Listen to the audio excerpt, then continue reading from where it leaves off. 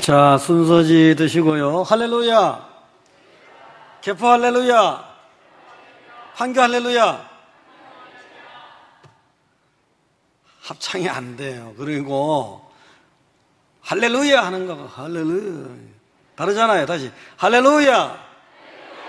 개포 할렐루야. 판교 할렐루야. 자, 은혜 받으시기 바랍니다. 여기 보시고 반갑습니다. 전에 우리 교회에 나왔던 청년이 있었는데 20대였습니다. 20대였고 한동안 열심히 나오는 것 같더니 어느 날부터 교회에 나오지 않고 또 소홀히 하기 시작하더니 겉면도 좀 했었죠. 했는데 어느 날 세상으로 떠나버린 것은 아닐까. 지금은 알 길은 없지만. 근데 그 청년의 사연이 있었습니다. 사연이 있었는데 예수님을 믿게 된 사유가 정말 어떻게 보면 좀 슬픈 사연이었는데 9살 때 물에 빠져 죽어가는 순간 29살의 군인 아저씨가 건져주고 그 군인 아저씨는 미쳐 나오지 못하고 죽었던 겁니다. 죽으면서 마지막 순간에 예수 믿어라. 요 한마디 딱 외치고는 물속으로 들어간 이후 다시는 모습을 나타내지 못한 겁니다. 그 군인, 29세의 군인은 이 청년, 지금 청년된 9살 소년을 살리곤 죽은 거죠. 대신 죽은 거죠. 그 군인, 29살, 그때의 그 군인의 사연도 참 기구한데요. 목사가 되기를 너무나도 소원했던 목사인 아버지 말을 거역하고 직업군 하사관으로 이제 군대에 있었던 거예요.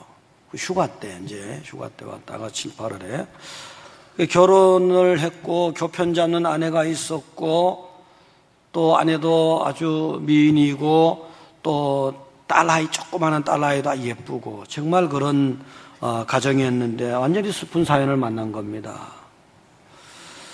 자, 그 군인은 이제 목사가 되지 못했지만 그래도 신앙생활을 잘했다 이렇게 신실했던 거고 그 마지막 순간에 그래도 한 생명을 구원하고 자기는 이제 죽은 겁니다.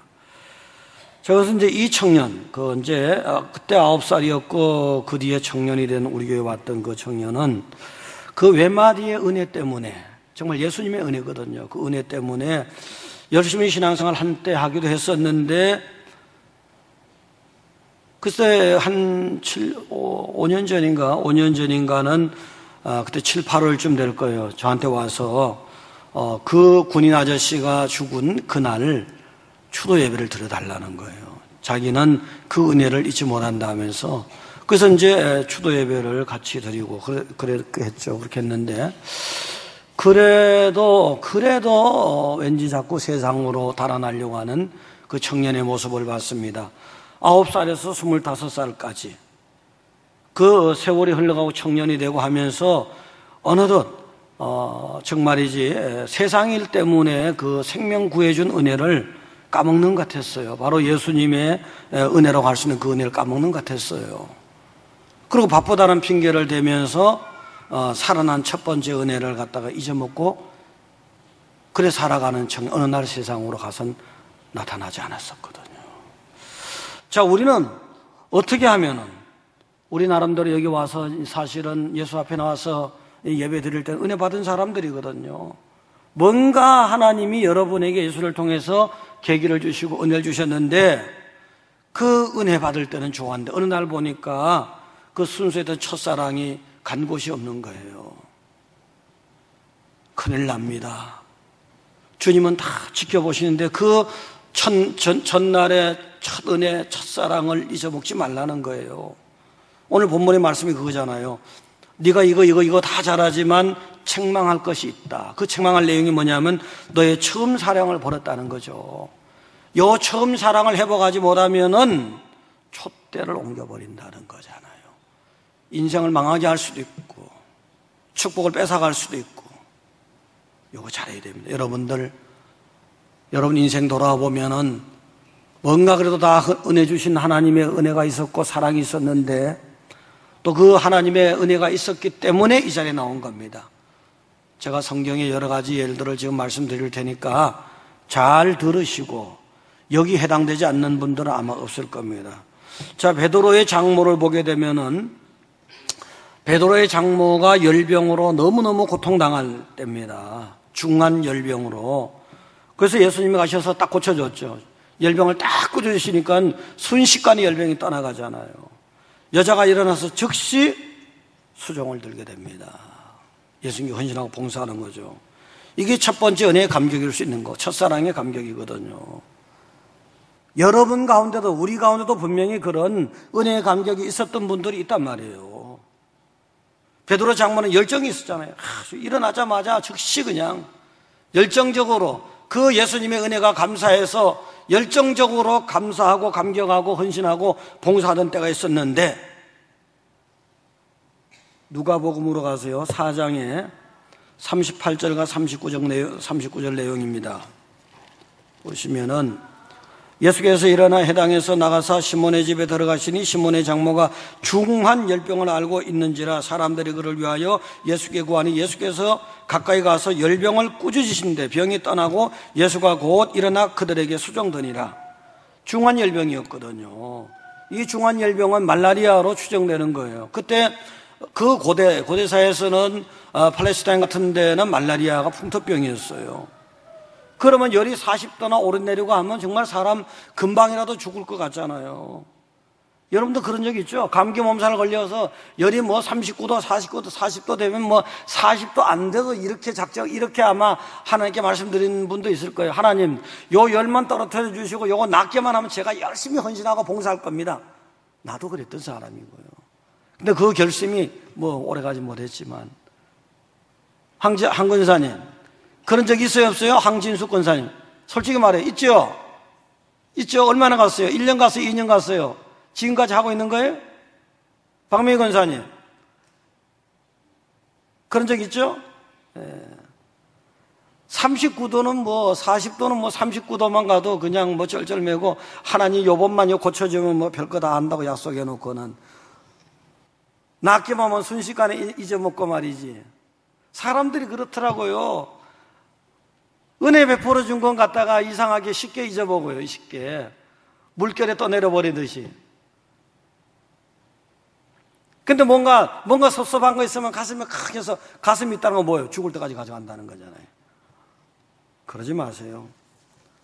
열정적으로 봉사하던 베드로의 장모를 보니까요, 첫사랑 받고 열정적으로 봉사하던 사람, 어느 날 그 봉사 팽개치고 교회도 팽개치고 세상에 방황하는 사람들, 한때 봉사할 때 보면은 하나님이 공급하시는 힘으로 하듯이 그렇게 잘했었는데 지금은 뭘 하는지 빨리 회복하셔야 됩니다. 여러분과 혹시 여러분 주변에 그런 분이 있다면 빨리 회복하시기 바랍니다. 할렐루야. 두 번째는요, 강도 만난 사람 생각해 보자고요. 어떤 사람이 예루살렘에서 여리고로 내려가다가 강도를 만났거든요. 거반 죽게 됐어요. 스스로 살 길을 찾을 수 없는 거예요. 근데 거기 옆에 보니까 제사장이 지나가는데 아무 소용이 없는 겁니다. 레위 사람이 지나가는데 아무 소용이 없는 겁니다. 사마리아 사람이 지나가는데 이 사람이 다가오더니 위험을 무릅쓰고 희생을 무릅쓰고 그냥 비용을 무릅쓰고 시간을 무릅쓰고 이 사람이 살려낸 겁니다. 이 사람이 바로 예수님이거든요. 예수님이요. 사람으로서는 할 수 없는 것이 예수님의 은혜로 이렇게 죽어가던 사람이 살아난 것 아닙니까?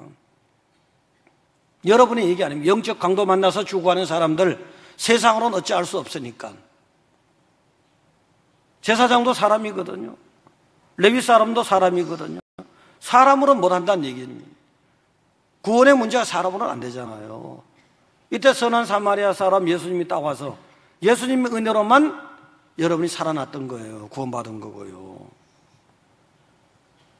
근데 그 구원받은 감격이 어디 갔는가 생각해 봐야 됩니다. 너무나도 쉽게 잊어먹진 않았는가. 자, 출애굽 직전에 이스라엘 백성들을 보니까 애굽에서 너무나 고생 많이 했거든요. 출애굽 직전에 어떤 시점부터는 이스라엘 백성들의 남자아이가 태어나면 강물에 갖다 던져야 되는 거예요. 얼마나 비참합니까? 완전히 이거는 뭐 영적 강도 만난 거잖아요, 강도. 노예살이 하니까 아무리 열심히 헌신해서 무슨 주인에게 유익을 끼쳐줘도 물질을 자기한테 돌아오는 거 없잖아요. 강도 만난 거거든요. 그때 선한 사마리아 사람같이 나타나신 분이 하나님 아닙니까? 유월절 사건 보세요. 애굽에 멀쩡하던 장자들은 다 죽어 나자빠졌잖아요. 홍해바다에서 보세요. 애굽에서 그렇게 훈련 잘 받고 잘 배운 엘리트들, 청년들 다 죽어버렸잖아요. 근데 진짜 무지렁이 같은 이스라엘 백성들의 오합지졸 같은 사람은 단 한 사람도 물에 휩쓸리지 않았던 거거든요. 굉장한 하나님의 은혜가 있었던 거예요. 굉장한 하나님의 은혜가 있었지만 순식간에 원망하고 불평하던 모습들 아시죠? 순식간에 원망하고 불평하던 모습들 아시지 않습니까? 이게 누구의 모습이냐는 겁니다. 이게 은혜를 너무나도 쉽게 잊어먹는 우리들의 모습이 아니기를 원합니다. 강야 생활 다 끝날 때까지 여러분은 은혜 간직하고 감사하시기 바랍니다. 할렐루야. 그리고 봉사하는 거 잊지 마세요. 세 번째 보니까 문둥병 고침받은 사람이거든요. 10명의 나병 환자가 예수님에게 치료를 받았습니다. 예수님 어디 갈 때에 10명의 나병 환자가 지나가고 있었어요. 예수님 말씀하시니까, 예수님 말씀대로 하니까 순식간에 고침받은 거지 않습니까? 당시의 나병은 천형 아닙니까? 누구도 고쳐줄 수 없는 거거든요. 완전히 버림받은 인생이에요. 근데 예수님이 살려놓은 거, 예수님이 고쳐준 거 아닙니까? 근데 10명 중에 한 명이 예수님 발 앞에 와서 감사를 하는 겁니다. 이때 예수님이 뭐라고 말씀하셨습니까? 예수님이 굉장히 섭섭하게 생각하셨거든요. 누가복음 17장 보시겠습니다. 누가복음 17장 보시면은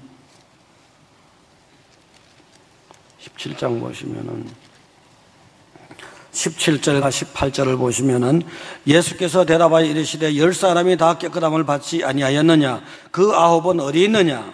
이 이방인 외에는 하나님께 영광을 돌리러 돌아온 자가 없느냐? 뭐예요?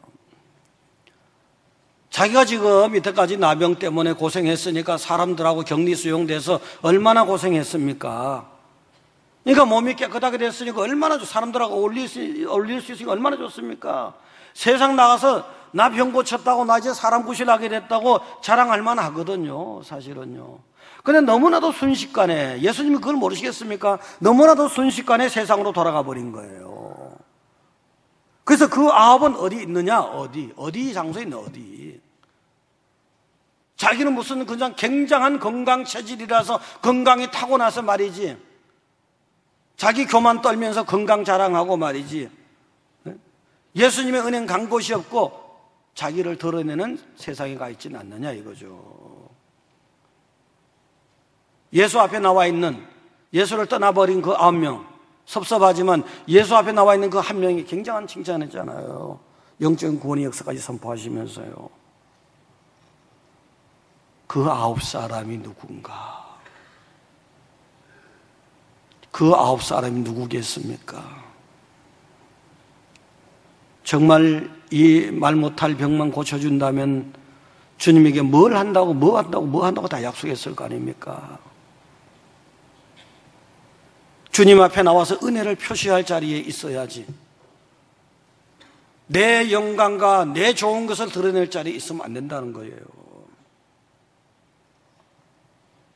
아직도 감사를 다하지 못했다면 지금이라도 해야 되는 거죠. 우리가 아직도 예수님 앞에 나오지 못했다면, 이제 예수 앞에 나왔다면 정말 헌신 봉사 잘하고 하나님께 영광 돌리시기 바랍니다. 할렐루야. 네 번째는 세리 삭개오를 보니까 예수님께서 여리고를 지나가실 때입니다. 예수님이 지나가면 많은 사람들이 따라다니고 많은 사람들이 몰려오는 거예요. 근데 그 많은 사람들이 다 은혜 받은 건 아닙니다. 많은 사람들이 다 치료받고 위로받고 은혜 받는 건 아니에요. 근데 이 여리고에서 삭개오를 보면요, 특별한 은혜가, 예수님의 은혜가 거기 있었던 거든. 예수님께서 삭개오 집으로 가신 거예요. 얼마나 특별한 대우를 해줬습니까? 누가복음 19장을 보시면요, 19장의 7절 8절 보시면, 무사람이 보고 수군거리에 이르되 저가 죄인의 집에 유하로 들어갔도다 하더라. 삭개오가 서서 주께 여짜오되 주여 보시옵소서, 내 소유의 절반을 가난한 자들에게 주겠사오며 만일 누구의 것을 속여 빼앗은 일이 있으면 내 갑절이나 갚겠나이다. 남들은 다 지금 이 삭개오를 갖다가 매국노로 보거나 매판자본으로 보고 아주 죄인 중에 죄인으로 보잖아요. 그러니까 무사람들이 보고 수군거린다 하잖아요. 사람들은 삭개오를 그렇게 대했을지라도 예수님은 그렇게 대하지 않았던 겁니다. 예수님은 친구같이 당연한 친구 집에 가듯이 그 집에 들어갔던 거예요. 세상 사람들은 그 사람을 왕따시키고 손가락질하고 비난하고 죄인 중에 죄인이라 하는데 예수님은 그 집에 들어갔던 겁니다. 가장 친한 자같이 감격받은 거죠. 삭개오는 너무너무 감격받은, 그러니까 아주 내 소유의 절반이라 뚝 떼서 구제한다는 거예요. 몸이 떨리는, 전율할 만한 은혜를 받은 거예요. 그냥 내가 남에게 사기친 거 있으면 내 배로 갚아준다는 거예요. 몸이 떨리는, 전율할 만한 그런 변화가 일어난 겁니다. 인생이 완전히 바뀌어버린 거잖아요. 그런 위로를 주셨는데, 그런 은혜를 주셨는데 그 뒤에는 어떻게 됐을까? 삭개오 한 사람만이 그런 은혜 받았을까요? 여러분, 정말 주님을 사랑하고 주님께 헌신하던, 정말 세상에 나에게 누구도 위로할 자가 없을 때 찾아와서, 친구가 찾아와서 사랑해 준 그 주님의 은혜가 있잖아요. 그거 잊어버리지 마시기 바랍니다. 할렐루야. 참, 어떻게 회복할 것인가입니다. 어떻게 회복할, 오늘 본문으로 돌아가서 어떻게 회복할 것인가. 계시록 2장의 2절에 보시면요, 내가 내 행위와 수고와 내 인내를 알고, 하나님은 다 보고 있는 겁니다. 에베소 교회 보고 있지만 충성교회 보고 있고 여러분 교인들 다 보고 있는 겁니다. 에베소 교회에서 말씀하시는, 행위에서 말씀하시는데 행위도 알고 수고도 알고 다 안다고 했습니다. 하나님이 여러분이 뭐 하시는 거 다 아는 거예요. 하나님이 여러분과 여러분 주변을 다 아는 거라고요. 무슨 말 했는지도 다 아는 거고요, 사실은. 그렇지만 하나님이 덮어주고 있다는 거예요. 혹시라도 안 좋은 건 덮어주고 있다는 겁니다. 사람도 덮어주고 있는데요. 사람도 사람의 흉과 허물을 덮어주는데 하나님은 말할 것도 없잖아요. 덮어주고 있는 거예요. 그 다음에 이제 그 3절에 보니까 또 내가 참고 내 이름을 위하여 견디고 게으르지 않은 것도 안다는 거잖아요. 주님을 위해서 영광 돌리기 위해서, 주님의 은혜 혹시라도 뭐 할까봐, 주님을 위해서 영광 돌리기 위해서 정말 주님 때문에 무슨 어떤 어려움이 있어도 참고 인내한 것도 알고 주님을 자랑한 것도 안다는 거예요. 잘한 일이 많다는 겁니다. 다 알고 계셔요. 여러분이 주님 앞에 자랑은 다 알고 계시다는 거 믿으시기 바랍니다. 근데 못한 것도 알고 있다는 거 알아야 돼요. 못한 거. 뭐 잘한 것만 아시는 게 아니고 못한 것도 알고 계시다는 걸 다 알아야 됩니다. 다 이렇게 네가 이것도 잘했고 저것도 다 잘했다 하지만 4절에 보니까 그러나 너를 책망할 것이 있다 했잖아요. 그 책망할 거 뭐냐면 너의 처음 사랑을 버렸다는 거예요. 네가 전날은 은혜 받았고 전날은 날 사랑하지 않았느냐, 네가 전날은 이거 잘하고 날 잘 섬기지 않았느냐 이거지. 근데 그거 잘 섬기던 거, 날 사랑하던 거 어디 갔냐 이거지. 전날에 나를 사랑하던 것이 네가 세상 사랑하는 거로 바뀌지 않았느냐 이거예요. 다 알고 계시다잖아요. 지금 잘한 걸 알고 계시다 못한 걸 모를 리가 없잖아요. 다 알고 계시죠. 전지전능하신 하나님, 마음의 생각과 뜻을 감찰하신 하나님. 할렐루야. 그래서 5절에 보니까요, 그러므로 어디서 떨어졌는지를 생각하라는 거예요. 어디서 그 사랑이 떨어졌는지 생각하라는 겁니다. 그리고 회개하라는 겁니다. 그리고 처음 행위로 다시 돌아가라는 거예요. 첫사랑을 회복하라는 겁니다. 그렇지 아니하고 회개하지 아니하면 내가 내게 가서 내 촛대를 그 자리에 옮기리라. 얼마나 무섭습니까? 생사하복을 결정할 분이 주고 계시면 하나님이란 말이에요. 하나님이 여러분에게 촛대를 옮겨버리면 어떻게 되겠습니까?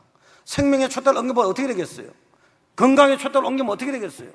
축복의 촛대를 옮기면 어떻게 되겠습니까? 잘하세요. 잘하세요.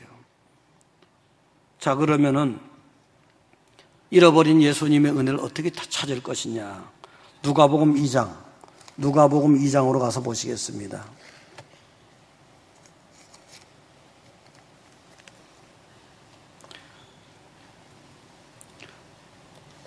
예수님이 아직 공생이 시작하기 전 어릴 때입니다. 12살 때입니다. 예수님 부모님과 같이 예루살렘에 올라가셨어요. 나사렛 사시다가. 그럼 그 당시에는 국내 여러 군데서도 그렇지만 해외에서까지 6월절 행사 같은 때는 막 유대 백성들이 몰려오는 겁니다. 자, 행사가 끝나고 집으로 돌아갈 때입니다. 행사가 끝나고 집으로 돌아갈 때 한참 가다가 보니까 예수님이 없는 거예요. 깜짝 놀라서 막 찾아보니까 성전에 가 계시는 것. 그때서 예수님을 다시 발견하게 되잖아요. 자, 요 사건에서 한번 생각해 보자고요. 예수님의 부모님은 집으로 돌아가는 길에 예수님을 놓쳐버린 겁니다. 44절에 보면요.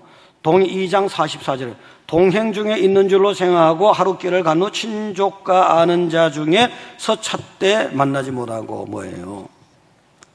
길 가다가 사람들과 같이 길 가다가 예수님을 놓쳐버린 거예요. 예수님과 같이 동행하는 줄 알았다는 거예요. 결국은 군중과 이웃과 세월 속에 휩쓸려 세상 속에 휩쓸려 살다가 어느 날 예수님을 놓쳐버렸다는 거 아닙니까? 어느 순간 돌아보니까 문득 내게서 예수님이 사라지고 없는 거예요. 사라졌다기보다 내가 무관심하게 되다 내가 팽개친 거죠, 사실은. 전날에 은혜 받았었는데, 전날에 은혜에 감사해서 헌신하고 봉사하고 동행하는 줄 알았었는데, 어느 날 내가 세상에 살다 보니까, 옆 사람 따라 살다 보니까, 이웃 사람 따라 살다 보니까, 세상 풍제 따라 살다 보니까 예수님이 간 곳이 없는 겁니다. 예수 믿는다는 사람들이, 겉모양은 예수 믿는다는 사람들인데 그 속을 보니까 예수님이 떠나버린 거예요. 성전에 나오지만 그런 사람들이 얼마나 많은지 모릅니다. 자, 이렇게 놓쳐버린 예수님은 어떻게 찾을 것이냐? 친척과 아는 자들 중에 찾았다는 거예요. 동행 중에 있는 줄로 생각하고 하루길을 간 후 친척과 아는 자 중에서 찾되. 세상에서 잊어버린 예수를 세상에서 찾았더니 없는 겁니다. 세상에 있는 줄 알았거든요. 세상에 이 사람한테 물어보고 저 사람한테 물어보고 그랬다는 거 아닙니까? 근데 결국 세상에서 잊어버렸는데 세상에서 못 찾았어요. 45절에 만나지 못하며 찾으면서 예루살렘에 돌아갔더니 46절에 사흘 후에 성전에서 만난 즉 성전에서 만났습니다. 성전에 다시 돌아왔더니 거기 예수님이 있는 거예요. 예수님의 은혜와 예수님의 사랑을 놓쳐버린 사람들이 세상 사람들에게 쫓아다닌다고 은혜가 돌아오는 것이 아닙니다. 성전에 나와야지 다시 예수님의 은혜를 찾게 되는 거라고요. 다시 회복하게 되는 거고요. 할렐루야. 그 다음에 보니까 예수님이 사라진 지는 하루인 줄 알았어요. 보면은 이제 44절에 동행 중에 있는 줄을 생각하고 하루길을 간 후 친족과 아는 사중이 찾되. 순식간에 하루길에 잊어버렸는데 46절에 사흘 후에 성전에서 만난 즉 찾는 건 3일이 걸린 거예요. 예수님을 잊어버리는 것은 순식간입니다. 무슨 시험이 들고 무슨 일이 있고 무슨 사연이 있으면은 나 시험 들어서 교회 안 가. 순식간에 잊어버려버린 거예요. 근데 그 잃어버린 예수를 찾는 것은, 잊어버린 예수 찾는 것은 3일이 걸렸잖아요. 3배가 걸렸잖아요. 예수님 문에 잊지 마시기 바랍니다. 할렐루야. 잊지 마세요. 잊지 마세요. 찾으면 그냥 찾아집니까? 48절에 보면은 그의 부모가 보고 놀라며 그의 어머니는 이르되 아이야 어찌하여 우리에게 이렇게 하였느냐 보라 내 아버지와 내가 근심하여 너를 찾았노라. 근심하고 걱정하고 고생하고 예수 놓쳐버리고 다시 예수 찾을 때까지는 근심할 일도 많고 걱정할 일도 많고 고생할 일도 많고 다시 찾아가는 거예요. 그러니까 놓치지 마시기 바랍니다. 놓치지 마시기 바랍니다. 49절에요. 예수께서 이르시되 어찌하여 나를 찾으셨나이까? 내가 내 아버지 집에 있어야 될 줄 알지 못하셨나이까? 예수님 성전에 계시다는 거예요. 예수님은 성전에 계신데 왜 엉뚱한 데 돌아다니냐 이거죠. 예수와 전날에 동행하는 사람들도 엉뚱한 데 예수를 찾는 거예요. 내가 내 아버지 집에 있다는데 거기 와야 예수를 찾을 수 있다는데 거기 와야 예수님의 은혜를 다시 만날 수 있고 회복할 수 있다는데 여러분들 전날에 초등학교 때 예수님 믿었었는데 그 다음에 학창시절에 예수 잘 믿었었는데 그 다음에 군대에서 잘 믿었었는데 3년 전에 5년 전에 은혜 받고 잘 믿었었는데 지금 확인해 보세요. 지금도 잘 믿고 있는가? 지금도 그 예수님의 은혜에 감격하고 있는가? 성전에서 다시 만나시기 바랍니다. 할렐루야. 그럼 성전은 뭐 하는 곳이? 예배 드리는 곳이잖아요. 예배 중에 예수님 만난다는 거예요. 예배 중에 예수님 만난다는 거예요. 말씀 듣는 중에 찔림이 오잖아요. 초대교회 사도들이 말씀을 딱 하니까 찔림에 어찌할 거 하잖아요. 찔리는 건 여러분 치는 게 아니에요. 칠 게 없어요. 여러분 쳐요? 찔리는 것은 은혜 받은 거예요. 사실은요. 시험 들 것이 아니라 예수님이 지금 나에게 이렇게 말씀하시는구나. 말씀 듣고 찔리는 데가 있어야 돼요. 찔리는 거 있죠? 할렐루야. 왜 이래? 찔리는 거 있죠? 할렐루야. 찔리는 거 있을 텐데. 여기도 찔리는 거 있죠? 그거 봐. 여기 있죠? 여기도 있어. 여기 있죠? 찔리는 거 없으면 감각이 둔한 거고, 마비된 거지, 찔릴 거예요. 예배 중에 은혜라는 것은 말씀 듣고 찔려야 되는 거예요. 그래야 다시 예수님의 음성을 내 거로 받아들이니까 내 심령이 변화가 일어나는 거죠. 그래야 다시 내가 은혜가 회복되는 거죠. 할렐루야. 그 다음에 기도입니다. 성전 와서 뭐 하겠어요? 기도해야죠. 기도 중에 음성을 듣잖아요. 기도 중에 회복이 되잖아요. 오순절 성령 감능 사건 때 보니까 기도 중에 막 성령 역사가 일어나니까 전날에 예수 전하던 그 제자들 도망다니고 쫓겨다니던 자들이 막 담대하게 바뀌어버리잖아요. 기도하면서 예수님 만나면 인생이 달라지고 바뀌어지는 거예요. 요번에 내일부터 열흘간 특별 새벽기도입니다. 특별 새벽기도 다 나오셔야 됩니다. 할렐루야. 여름이 되니까 사람들이요 덥다 보니까 육체가 흐느적 하니까 정신도 흐느적 하고요 영적으로도 흐느적 하고 하나님이 기뻐하겠습니까? 싫어하겠습니까? 빨리 말해요. 당연히 싫어하죠. 그 여름에 여러분 예배 드릴 때 물론 이 주일날 예배는 신앙이 좀 약하신 분도 오고 여러 요인이 오니까 에어컨 틀어야 되는데 다른 때는 에어컨 틀지 말아요. 사실은요 자연 사우나 해야 되는 거예요. 에어컨만 계속 틀게 되면 병 생겨요. 자연 사우나 하면은 그냥 막 여름이니까 땀도 흘리고 땀구멍이 나와서 노폐물이 나오고 집에 들어가서 한번 샤워 시원하게 하고 얼마나 건강합니까? 괜히 사우나 가서 말이지. 사우나 하시는 분 없나요 여기? 그렇다는 얘기예요. 사우나도 가긴 가대 그렇다는 얘기예요. 원리가 억지로 그냥 땀구멍을 늘려가지고 땀을 빼고 억지로 늘리면 거기에 세균이 침투하면 어떻게 해요? 나 사우나 집하고는 아무 관계 없어요. 그러니까 여름에는 하나님이 얼마나 살기 좋은 나라에서 우리를 살게 했습니까? 여름엔 땀도 좀 흘려야 돼요. 덥기도 좀 해야 돼요. 그래서 이제 여름에 혹시라도 여러분들이 나태해질까봐 열흘간 특별 새벽기도 하면서 거기서 은혜 받고 다시 회복하시기 바랍니다. 할렐루야. 그 다음에 봉사하셔야 돼요. 봉사하는 사람이 봉사하는 중에 벌써 뭐예요? 봉사할 때 보니까 하나님이 공급하시는 힘으로 봉사하는 거 잘하는 거잖아요.